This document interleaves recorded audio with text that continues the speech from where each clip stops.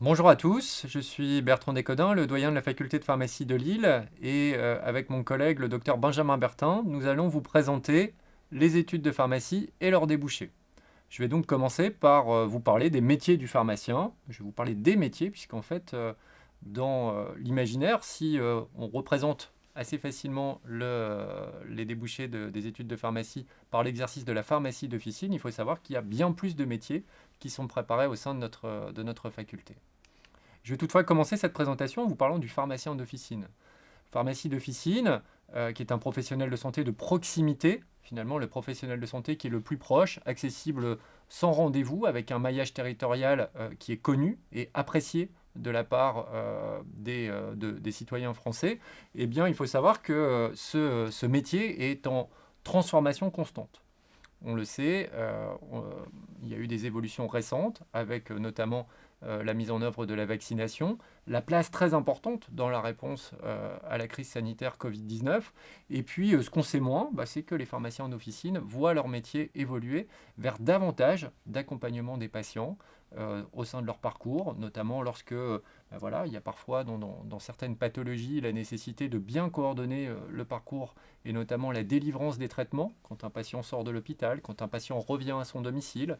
Et puis certains patients ont des prises en charge de pathologies chroniques qui nécessitent un accompagnement particulier de la part du pharmacien. Et en ça, le pharmacien d'officine va pouvoir proposer des entretiens, une sorte de consultation pharmaceutique au sein de son officine pour faciliter la prise du traitement, bien expliquer le traitement au patient et renforcer finalement son adhésion thérapeutique. Donc ça, c'est une mission qui est considérablement en évolution actuellement pour les pharmaciens d'officine. Et puis la pharmacie d'officine, comme finalement tous les métiers du pharmacien, eh bien, c'est un métier qui se fait en équipe, un métier avec des responsabilités, un métier dans lequel il faut faire preuve d'empathie, d'humanité, de sens social. Et puis, ce qui est également intéressant du côté de la pharmacie d'officine, c'est cette dimension entrepreneuriale, puisqu'il va y avoir une dimension de gestion et de management de l'officine, ainsi que de l'équipe, donc avec d'autres pharmaciens au sein de l'équipe de la pharmacie d'officine, des préparateurs et puis, bien entendu, des étudiants stagiaires.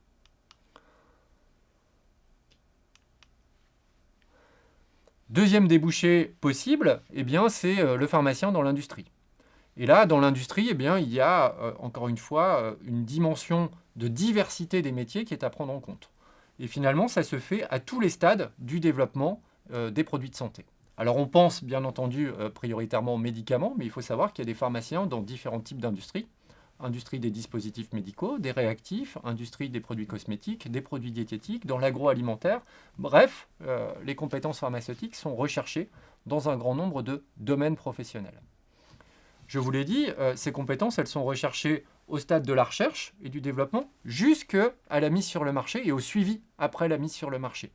Et donc, on va pouvoir former dans le cursus pharmaceutique à ces différentes missions. Et puis souvent, eh bien, les étudiants qui font ce choix d'aller vers l'industrie vont certainement le faire via un double cursus avec un master de spécialisation, qui va par exemple leur permettre d'appréhender l'assurance qualité et les compétences utiles à la production des médicaments, ou bien dans le domaine de la recherche clinique, quand on va évaluer les médicaments. Certains font un choix qui sera un petit peu plus en lien avec des compétences juridiques, qui est le choix des affaires réglementaires. Et là, c'est le dossier d'enregistrement et puis ensuite le suivi des aspects réglementaires liés à l'utilisation des médicaments. Bien entendu, il y a la pharmacovigilance. Et puis d'autres étudiants font le choix d'aller plus vers des aspects de marketing, d'accès au marché, de commerce et vont le faire en lien avec un double cursus qui va les mener vers des études de commerce ou des masters dans ces domaines de médico-économie, de pharmaco-économie. Alors je vous l'ai dit, le domaine industriel ne se limite pas aux médicaments.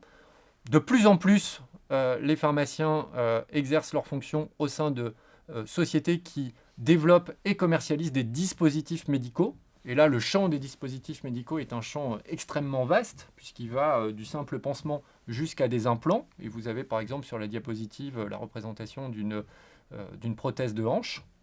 Et puis ça peut être également des dispositifs qu'on qualifie de diagnostic in vitro, donc qui vont aider à la surveillance, au suivi d'un traitement. Et là, vous avez l'exemple d'un lecteur de glycémie, vous voyez, qui se connecte sur un smartphone. Ce sont des dimensions vraiment qui sont en pleine évolution et on a des dispositifs médicaux connectés. Et là, finalement, toutes les compétences techniques mais aussi la rigueur, les aspects réglementaires des pharmaciens sont très très recherchés. Et puis je vous l'ai dit, il y a également d'autres domaines, comme le domaine des produits cosmétiques.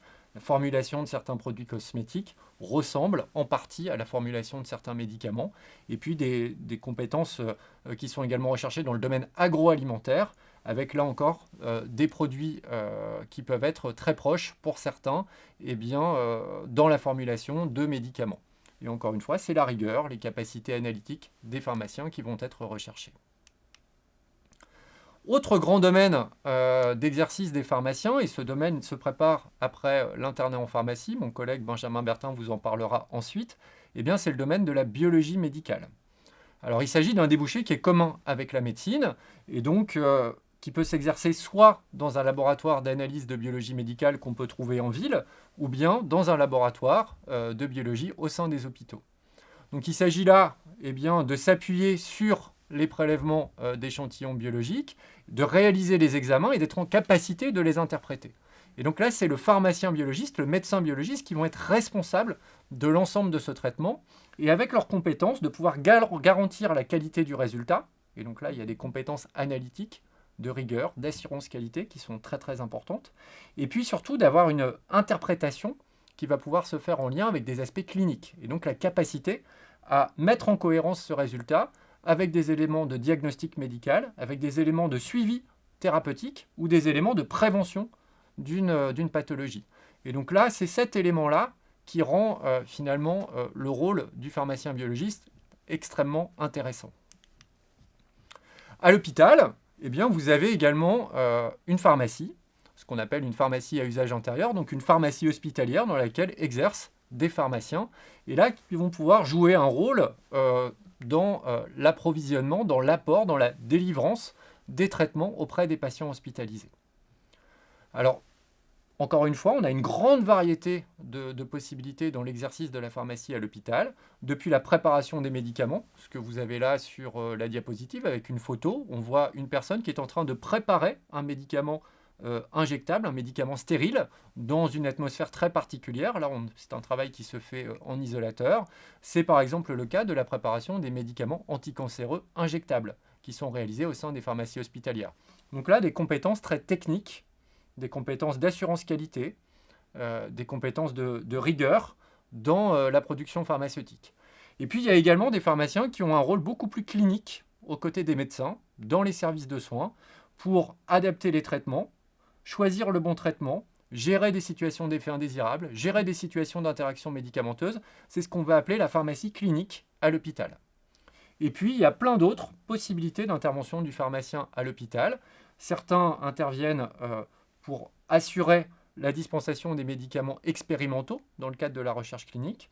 Certains assurent des fonctions d'achat, donc là plus dans la négociation pour l'achat des médicaments, des dispositifs médicaux, dans la bonne compréhension du besoin des médecins, des équipes médicales, qui vont pouvoir traduire ainsi en aspect achat. Et puis on a également dans ce domaine d'exercice à l'hôpital des possibilités d'exercice dans le domaine de l'hygiène hospitalière qui est également un débouché pour les pharmaciens hospitaliers. Et puis il y a bien d'autres métiers du pharmacien. Alors on peut trouver des pharmaciens dans les agences, bien entendu, qui évaluent les médicaments et les produits de santé. Donc par exemple l'ANSM en France, l'Agence européenne du médicament. Donc là, les pharmaciens sont très très présents et leurs compétences sont très très appréciées. Au sein des agences régionales de santé, vous avez des pharmaciens inspecteurs de santé publique. Au sein des facultés de pharmacie, des pharmaciens qui sont enseignants-chercheurs, chercheurs dans les équipes de recherche labellisées sur le médicament, la biologie, la santé-environnement. Dans les grandes organisations non gouvernementales de l'humanitaire, vous avez des pharmaciens qui vont gérer les stocks de médicaments et de produits de santé. Bref, une grande diversité, ça mène à tout, puisque, comme vous le savez, Roselyne Bachelot est pharmacien et a été ministre de la Santé de 2007 à 2010.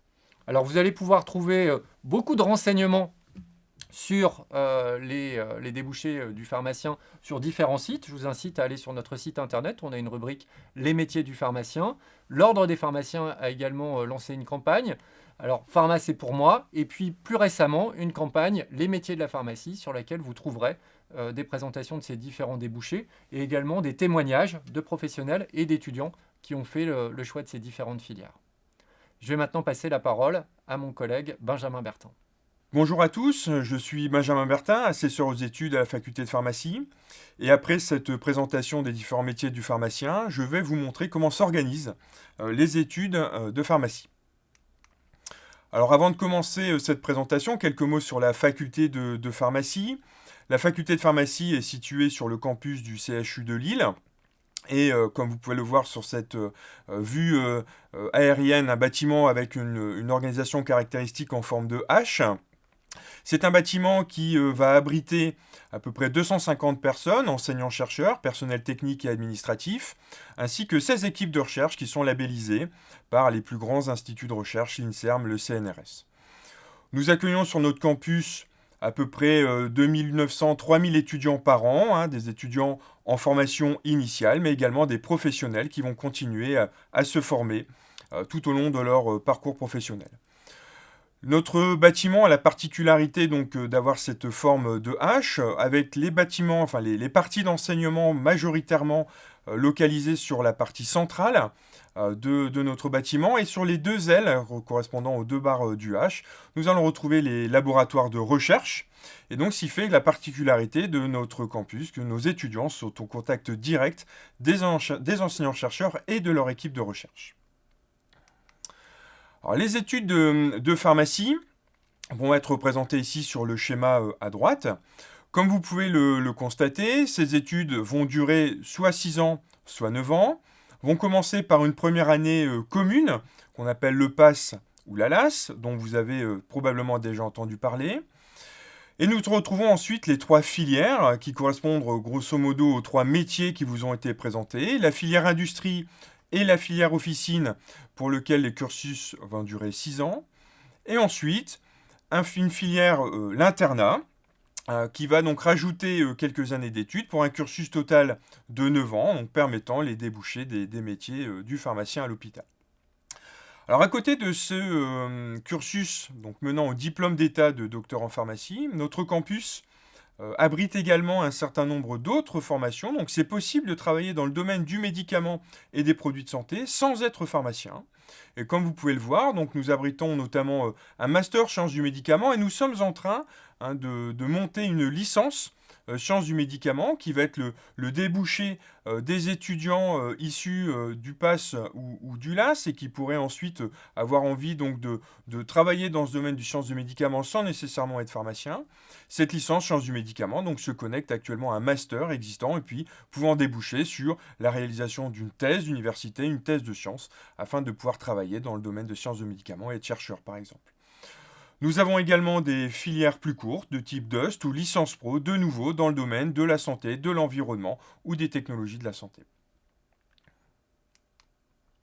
Alors revenons au cursus de pharmacie. Ce cursus de pharmacie se découpe en 3 cycles. Le premier cycle est constitué de la première année commune, PASS-LAS, avec l'UE spécifique pharmacie, et ensuite de la deuxième année et de la troisième année de pharmacie.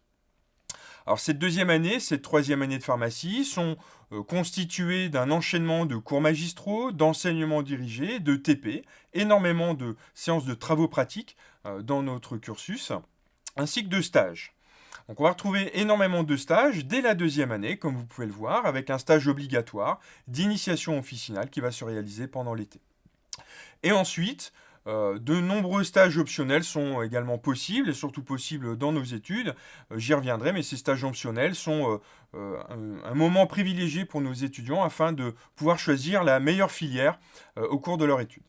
Alors ces 3 premières années du premier cycle sont communes aux 3 filières. On est vraiment sur une formation commune de base, comme on l'appelle dans notre jargon.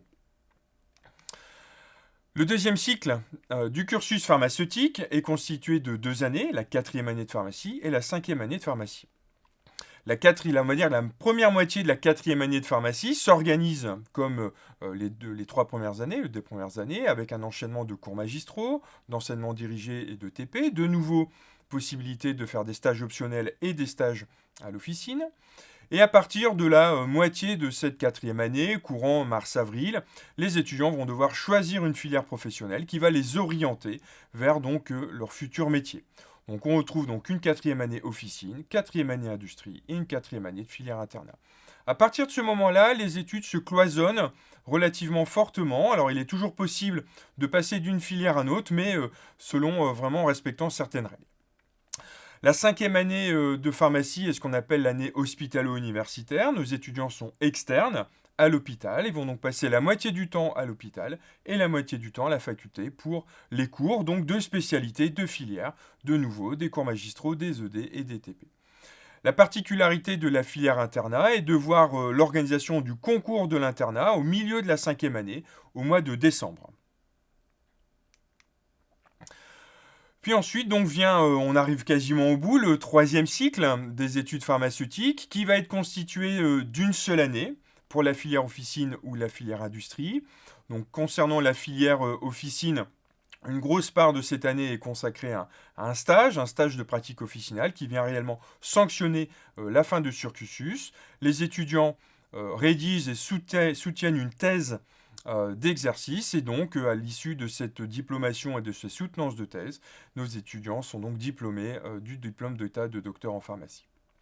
Concernant la filière industrie, cette 6e année est une année de spécialisation au cours de laquelle nos étudiants vont pouvoir réaliser un Master 2, avoir un double diplôme qui vont pouvoir leur permettre finalement d'exercer ce métier de pharmacien industriel dans toute la diversité des métiers qui vous a été présenté. Concernant la filière internat, comme je l'ai pu vous le dire, au cours de la 5e année, on a donc le concours de l'internat. Ce concours de l'internat est un concours national.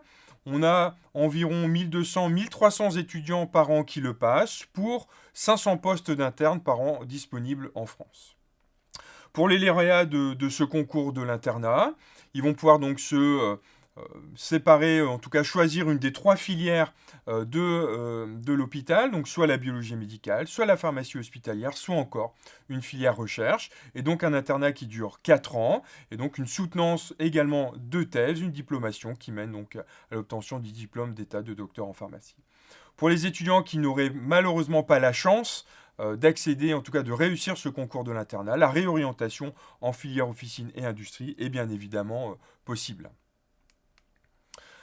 Alors quelques mots sur les priorités pédagogiques de la faculté de pharmacie. Les études de pharmacie et les études de santé d'une manière générale sont par nature des études professionnalisantes. Donc ça nous permet de mener un travail important sur les compétences professionnelles et l'évaluation de ces compétences. Nous insistons beaucoup sur les études que nous mettons en place sur l'interprofessionnalité. On aime bien dire que on essaye de casser les barrières, les cloisons qui pouvaient exister traditionnellement entre les différentes professions de santé. Et on insiste beaucoup là-dessus auprès de nos jeunes étudiants. Et au cours du cursus, nous allons pouvoir retrouver vraiment en même temps des séquences pédagogiques. On va retrouver des étudiants pharmaciens, médecins, étudiants en kiné, sages-femmes, chirurgiens dentistes, notamment le cas, vous voyez, comme par exemple en 5e année, on organise des séminaires interprofessionnels. Notre année d'externat en 5e année, les stages hospitaliers sont par nature des stages où on va retrouver l'interprofessionnalité. Nos étudiants vont être en contact d'autres étudiants en santé. L'internat va retrouver également ce scénario-là.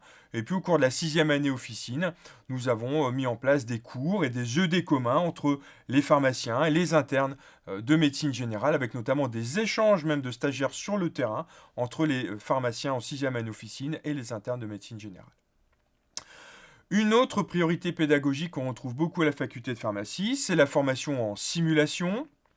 Et nous avons la chance d'avoir pour l'instant encore la plus grande officine pédagogique de France, un espace de 350 mètres carrés dédié à la simulation, majoritairement pour nos étudiants en filière officine, mais nos étudiants dès la 2e année, la 3e année vont pouvoir aller finalement se frotter à ces espaces de simulation lors de modules optionnels.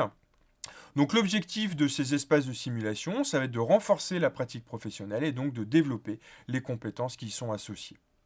Donc cet espace d'officine pédagogique est vraiment majoritairement utilisé, vous voyez, dès la 5e année et la 6e année pour nos étudiants de la filière officine. En lien avec ces espaces de simulation et d'innovation pédagogique. La faculté de pharmacie est particulièrement impliquée dans l'innovation pédagogique, notamment la dématérialisation d'un certain nombre de séquences pédagogiques. Et à ce titre, nous avons été créateurs d'un module, une unité d'enseignement qui s'appelle donc Profiterole. On aime bien également jouer avec les acronymes, donc pour pratique officinale et jeu de rôle. Et donc, cette UE d'enseignement s'appuie notamment sur la création d'un jeu sérieux, d'un jeu vidéo sur lesquels donc les étudiants vont pouvoir jouer. C'est un petit peu comme un jeu de simulation comme les Sims.